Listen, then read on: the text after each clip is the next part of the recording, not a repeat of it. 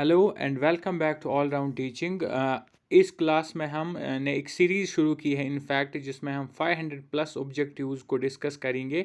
एक सीरीज़ है ये, एक practice set of practice series जिसको हम बोलेंगे, जिसमें हम MCQs डिस्कस करेंगे, different kinds of MCQs for female supervisor exam, जो कि सोशल वेलफेयर डिपार्टमेंट का पोस्ट है और जिसका एग्ज़ाम 23 जून 2024 को होने जा रहा है।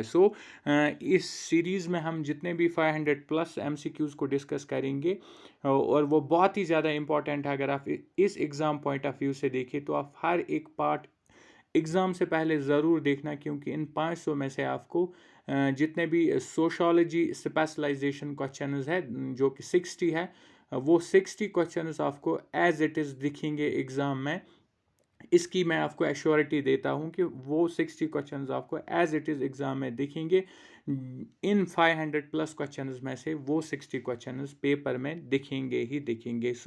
आई विल सजेस्ट यू कि आप इन हर एक पार्ट, इस सीरीज़ के हर एक पार्ट को देखिए before exam, before sitting in the examination, ताकि आप अपनी सीट जो है उसको पक्की कर पाओ। उस पे अपने पोस्ट पे जो है एक सीट आप इस पोस्ट में से लेके रहो। Let's start this video. सबसे पहले अगर हम पहले क्वेश्चन पे आए तो पहला क्वेश्चन है हमारे पास, who advocated that India would be truly independent only when the poorest of its people become free of human suffering. ये किसने बोला था कि जब इंडिया के गरीब लोग आज़ाद होंगे अपनी सफरिंग से, अपनी परेशानियों से, तो इंडिया जो है ट्रूली आज़ाद हो जाएगा। ये किसकी बात है, किसने बोला था ये? And if you look at the true answer of this question, that's Mahatma Gandhi. Mahatma Gandhi is the right answer, that's option number A is the right answer. Now moving to question number 2.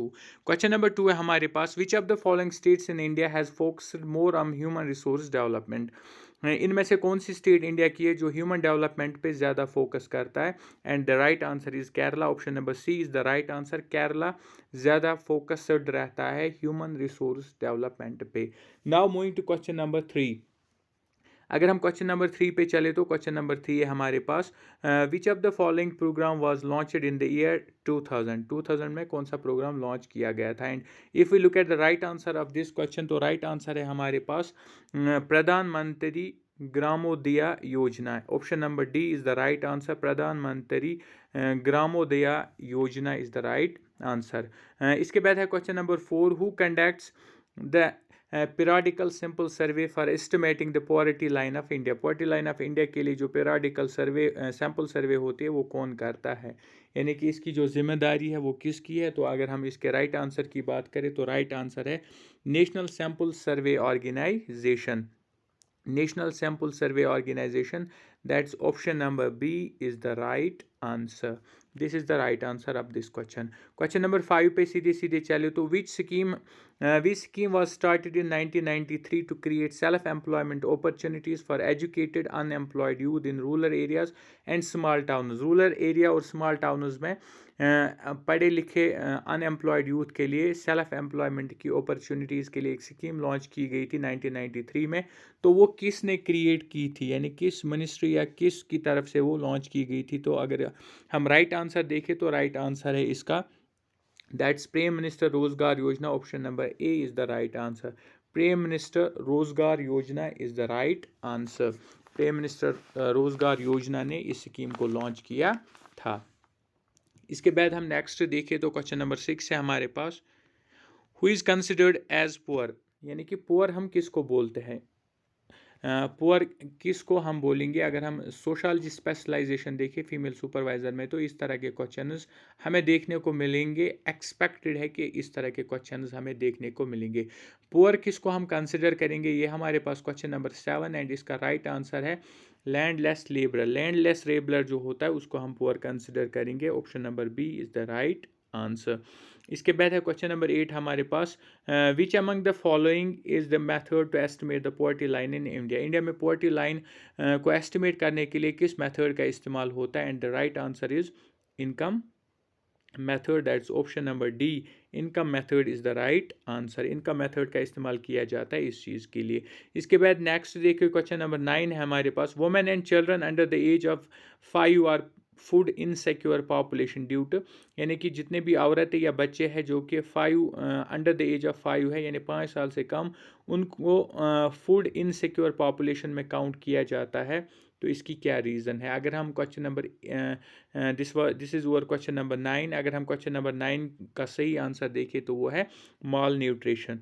Mall nutrition is the right answer, that's option number A is the right answer. इसके बाद question number 10 पे चले। Question number 10 है हमारे पास, which of the following social groups is vulnerable to poverty. इनमें से कौन सा सोशल ग्रुप है जो वर्नेबल है पोवर्टी को, यानी कि जो ज़्यादातर पुअर लाइन से बिलोंग करते हैं या पुअर कैटेगरी से बिलोंग करते हैं। The right answer is scheduled caste. Scheduled caste, that's option number A is the right answer. इसके बाद आगे चले तो क्वेश्चन नंबर 11 है हमारे पास, by which year governments are aiming to meet the millennium development goals including halving the rate of global poverty, यानी किस साल तक गवर्नमेंट ने एम किया था मिलेनियम डेवलपमेंट गोल्स को हम कंप्लीट करेंगे, अचीव करेंगे, और इसके अलावा हम जो रेट ऑफ ग्लोबल पॉवर्टी उसको हेल्विंग करेंगे, यानी कि पूरी दुनिया की गरीबी को हम आधा आधा करेंगे, यानी 50% कम करेंगे। इन अदर वर्ड्स हम बोल सकते हैं। This is over question number 11, और क्वेश्चन नंबर 11 जो हमारे पास इसका राइट आंसर है, ये इन्होंने दी थी डेडलाइन 2015 तक, that's option number B is the right answer. इसके बाद आगे चले हम क्वेश्चन नंबर 12 पे। क्वेश्चन नंबर 12 है हमारे पास, which among the following schemes was started in the year 2000 for the indigent senior citizen। senior citizens के लिए कौन सी स्कीम लॉन्च की गई थी 2000 में? क्वेश्चन नंबर 12 है हमारे पास, और इसका जो राइट आंसर है इसका APS, that's option number D is the right answer. APS is the right answer of this question.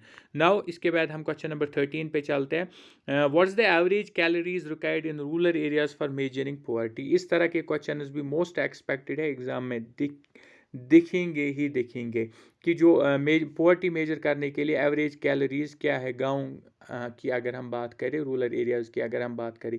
And the right answer of this question is 2400 calories per person per day. Option number A is the right answer, 2400 calories per person per day, that's option number A is the right answer. इसके बाद question number 14 देखिए, what is not one of the major cause of income inequality in India. जैसे कि हमें पता है India में जो है इनकम इनइक्वालिटी है, लेकिन हमें यहाँ पे ध्यान रखना है क्वेश्चन क्या बोल रहा है, इनमें से कौन सा मेजर नहीं है, यानी कौन सा मेजर काज नहीं है। नॉट लिखा है तो मेजर कॉज कौन सा, मतलब 3 है एक नहीं है, हमें उसको फाइंड आउट करना है क्वेश्चन नंबर 14 में, और वो है lack of fertile land, that's option number B is the right answer. Lack of fertile land जो है वो एक मेजर काज नहीं है इनकम इक्वालिटी का इन इंडिया। और अगर हम इसी क्वेश्चन से एक और क्वेश्चन बन सकता है कि major cause of income inequality in India क्या है, तो उसमें अनइक्वल डिस्ट्रीब्यूशन ऑफ लैंड भी है, उसमें gap between rich and poor भी है, और इसके अलावा इंक्रीज इन पॉपुलेशन भी उसका एक काज बनेगा। क्वेश्चन नंबर 15 है हमारे पास, by which of the following countries did poverty actually rise from, यानी कि इनमें से कौन सा ऐसा मुल्क है जहाँ की गरीबी बढ़ गई 1981 से लेकर 2001 तक, कौन सा मुल्क है जिनकी पॉपुलेशन बढ़ गई। अगर हम यहाँ पे राइट आंसर की बात करें, राइट आंसर है इसका सब सहारन अफ्रीका। सब सहारन Africa, option number A is the right answer. यहाँ की जो पुअरिटी है वो बढ़ गई फ्राम 1981 टू 2001। इन 20 सालों में यहाँ की जो गरीबी है वो और ज़्यादा बढ़ गई। इसके बाद है हमारे पास क्वेश्चन नंबर 16। क्वेश्चन नंबर 16 है हमारे पास, the calories requirement is higher in the rural areas because. गाँव में क्यों calorie requirement per person per day ज़्यादा है, इसकी क्या वजह है, ये हमारे पास क्वेश्चन नंबर 16, और इसका राइट आंसर है पीपल आर एंगेज्ड इन। इसका जो राइट आंसर है that is option number D is the right answer. People are engaged in physical labour, क्योंकि यहाँ के जो लोग हैं वो ज़्यादा मेहनत करते हैं या फिजिकली वो ज़्यादा इन्वॉल्व रहते हैं अलग अलग कामों में। Now this was question number 16। Question number 17 है हमारे पास, which of the following is an indicator of poverty in India. इनमें से कौन सा इंडिकेटर है पुअरिटी ऑफ इंडिया का, यानी इंडिया में जो गरीब है उसका कौन सा इंडिकेटर है इन ऑप्शंस में से। अगर हम राइट आंसर की बात करें, right answer is option number A, that's income level. Income level is the right answer. Question number 18 पे चले। क्वेश्चन नंबर 18 है हमारे पास, which of the following economic groups is vulnerable to poverty. इनमें से कौन सा इकोनॉमिक ग्रुप है जो पॉवर्टी की तरफ ज़्यादा जाता है, यानी जिनमें पॉवर्टी ज़्यादा पाई जाती है?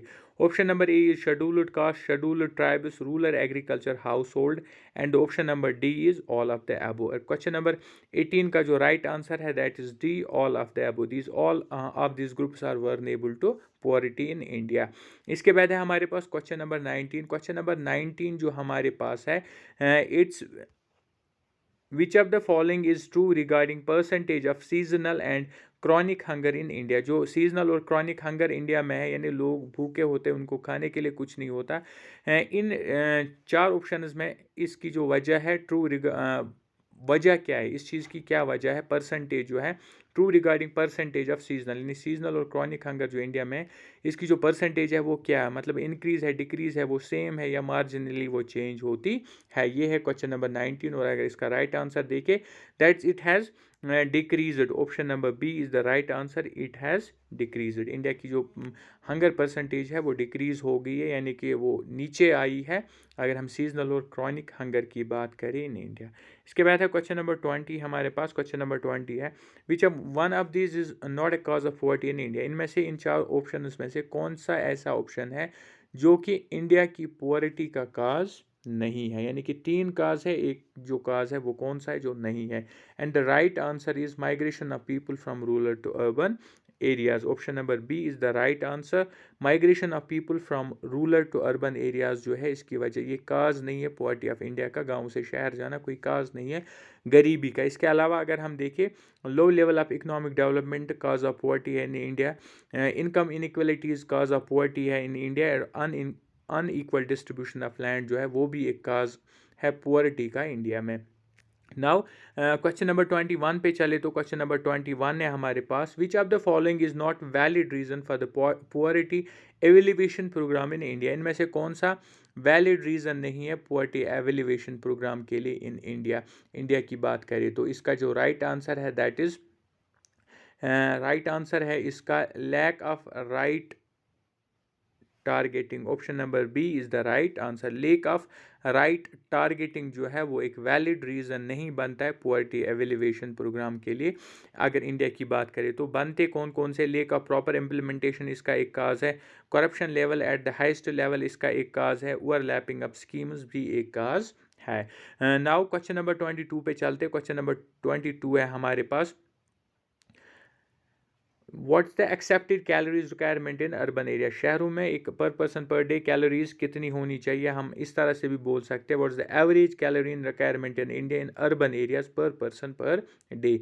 दोनों में से किसी भी तरीके से क्वेश्चन आ सकता है, ये वन एंड द सेम है। तो ये हमारे पास क्वेश्चन नंबर 22 और क्वेश्चन नंबर 22 का जो राइट आंसर है that is option number B इसका राइट आंसर है, that is 2100 calories per person per day. 2100 calories per person per day urban areas में रिक्वायरमेंट है। इसके बाद क्वेश्चन नंबर 23 पे चले तो ये है, which communities are categorised as economically vulnerable groups in India. यानी कौन सी कैटेगरी है जो इकोनॉमिकली वर्नेबल मानी जाती है इंडिया में? ये हमारे पास क्वेश्चन नंबर 23 और इसका राइट आंसर है, राइट आंसर की बात करें तो वो option number B, agricultural labour house hold.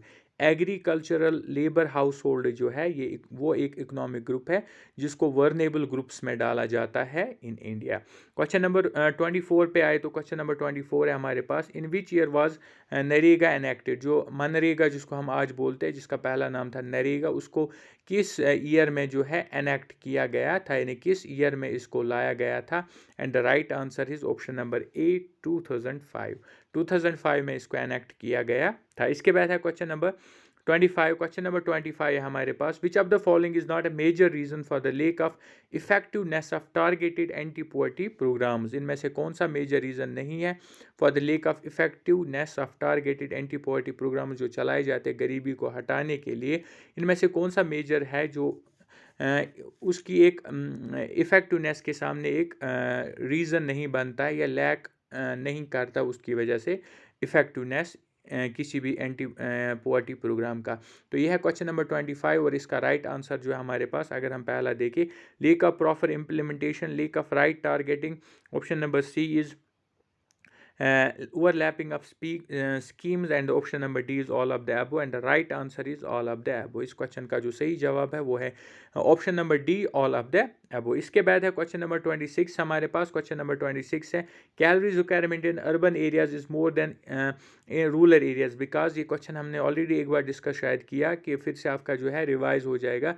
Rural areas में क्यों ज़्यादा कैलोरीज चाहिए per person per day as compare to the urban areas. और इसकी जो हम राइट आंसर की बात करें तो क्वेश्चन नंबर 26 जो हमारे पास, इसका राइट आंसर है rural people do more hard physical work than urban. That's option number C is the right answer. Rural people do more hard physical work. जैसे कि हमने ऊपर वाले क्वेश्चन में इसका राइट आंसर देखा था, फिजिकल लेबर वो ज़्यादा करते, तो this is one at the same thing. इसके बाद क्वेश्चन नंबर 27 पे चले तो क्वेश्चन नंबर 27 है हमारे पास, poverty ratio in which of the following state have above the national average. यानी कौन से स्टेट में नेशनल एवरेज जो पोवर्टी की है इंडिया में, उससे भी ज़्यादा जो है वो पोवर्टी रेशो है, वहाँ का कौन सा स्टेट है वो। वेस्ट बंगाल, तमिलनाडु, आंध्र प्रदेश या कौन सा है। क्वेश्चन नंबर 27 है हमारे पास, and the right answer of this question is West Bengal. That's option number A is the right answer.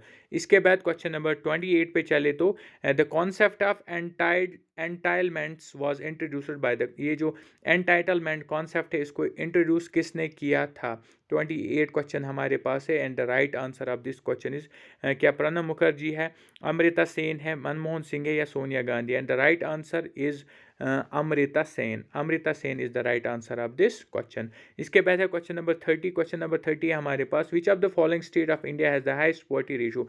India के किस स्टेट में पोवर्टी सबसे ज़्यादा है, पोवर्टी का जो रेशियो है वो सबसे ज़्यादा कौन से स्टेट में है। And the right answer of this question is Orissa. Orissa में सबसे ज़्यादा पोवर्टी रेशियो है इंडिया में। Now moving to next question, that's 31st question है हमारे पास, which of the following is not considered as a social indicator of poverty।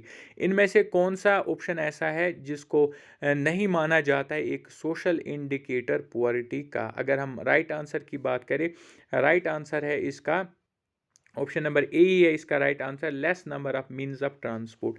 यानी अगर less number of means of transport है तो इसको एक सोशल इंडिकेटर ऑफ पोवर्टी नहीं माना जाएगा। इसके बाद है हमारे पास question number 32, that is question number 32 है हमारे पास, who are considered as the poorest of the poor. यानी किसको बोला जाता है पुअरेस्ट ऑफ द पुअर। इस क्वेश्चन को भी हमने सिमिलर क्वेश्चन को ऊपर डिस्कस किया, ये थोड़ा सा उससे डिफरेंट है।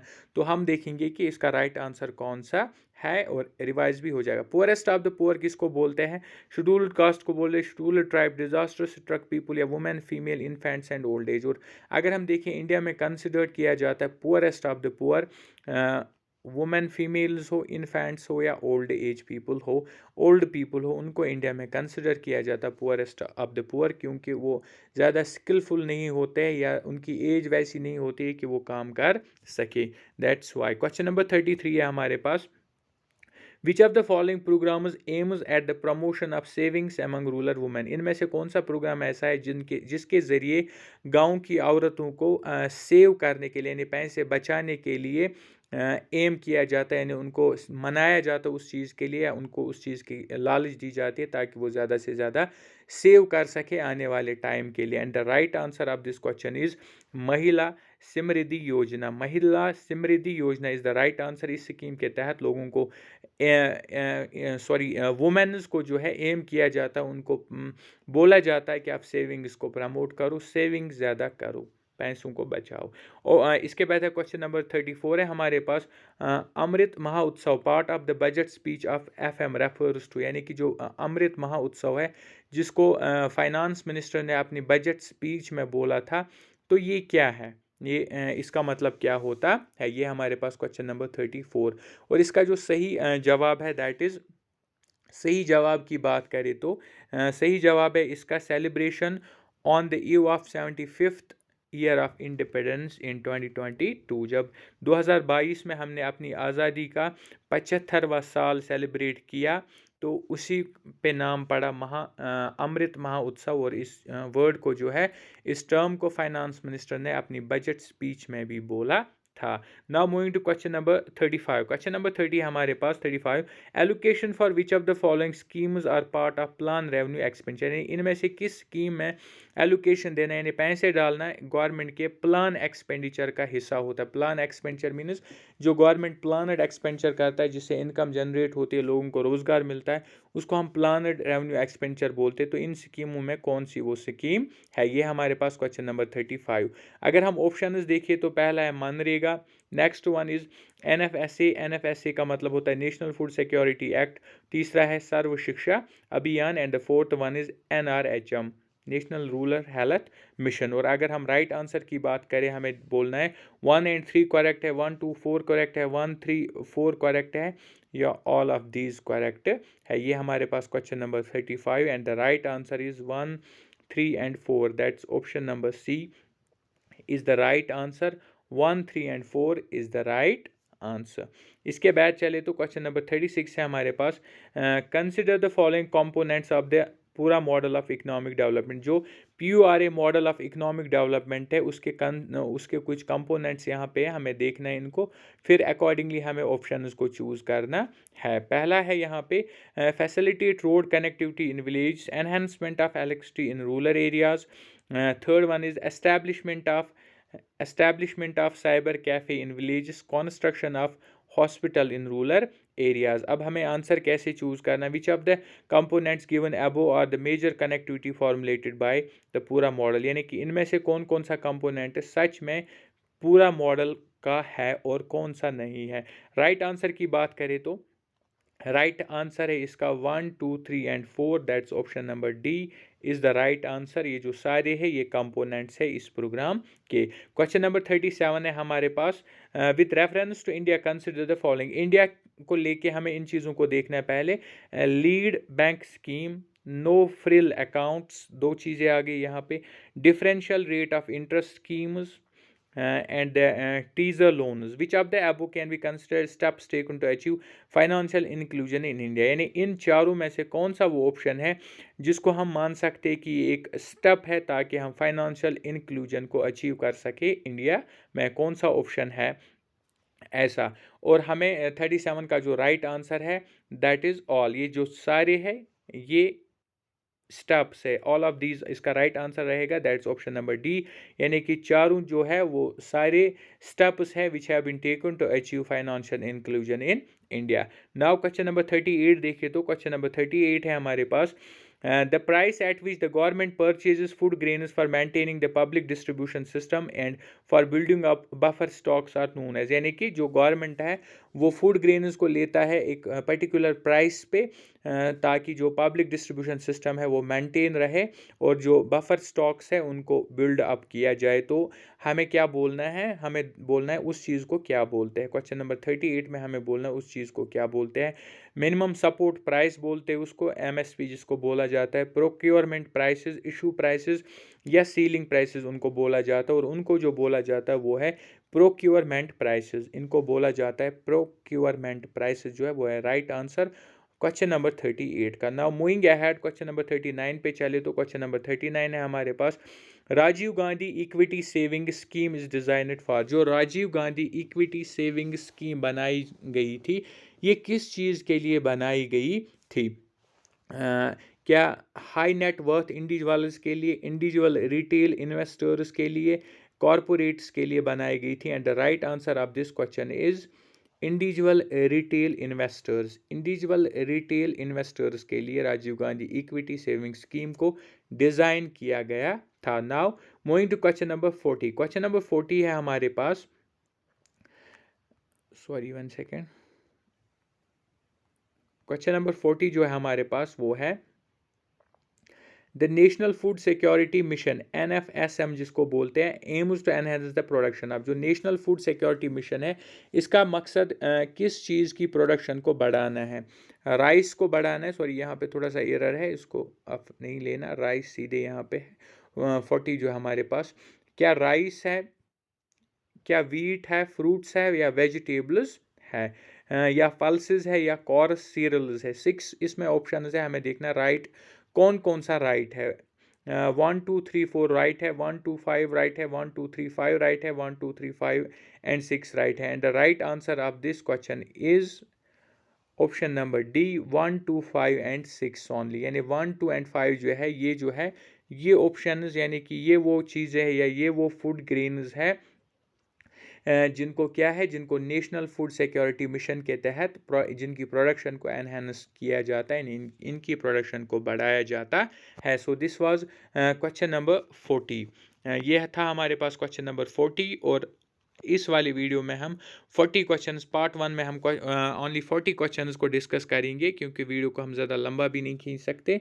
बाकी जो रेस्ट ऑफ द क्वेश्चंस हैं, यानी आने वाले वीडियो में हम और एटलीस्ट 50, एक वीडियो में 50 MCQs को कवर करेंगे। उसके बाद ऑन डेली बेसिस हम 50 से 100 MCQs को डिस्कस करेंगे, ताकि ये जो 5-6 दिन बचे एग्ज़ाम तक, इन 5-6 दिनों में आप पूरे 500 से लेकर 600 तक MCQs को डिस्कस करें, और उसमें वो सारे MCQs हम डिस्कस करेंगे जो कि एग्ज़ाम में एज इट इज़ दिखने वाले। एटलीस्ट सोशलाइजेशन स्पेशलाइजेशन की बात करें, सोशोलॉजी स्पेशलाइजेशन सॉरी, तो वो जो 60 है वो दिखेंगे ही दिखेंगे, और रेस्ट ऑफ द क्वेश्चन जो रीजनिंग है, इंग्लिश है, या बाकी जितने भी कंपोनेंट्स है सिलेबस में फीमेल सुपरवाइज़र के, वो ऑलरेडी हमने काफ़ी डिस्कस किए हुए, रीजनिंग के डिस्कस किए हुए, इंग्लिश के डिस्कस किए हुए, जो कि सारे वीडियोस पड़े हुए ऑल राउंड टीचिंग पे, उनको भी आप जाके देख सकते हैं, ताकि आप इस एग्ज़ाम में, आने वाले एग्ज़ाम में अपने आप को फुली प्रिपेयर कर सको। तो मैं सजेस्ट करूँगा आप उन वीडियोज़ को भी देखें, और हमारी इस सीरीज़ को भी आप कंटिन्यूसली देखें, ताकि आप जो है इस एग्ज़ाम में अच्छा कर पाओ। और इसके अलावा ऑल राउंड टीचिंग को सब्सक्राइब ज़रूर करिए अगर अभी तक सब्सक्राइब नहीं किया है, ताकि आने वाली हर एक रिक्रूटमेंट की अपडेट सबसे पहले आपको मिले, और आने वाला हर एक वीडियो सबसे पहले आप देख पाओ। So this was all for today. Do subscribe all round teaching, like and share also. Thank you.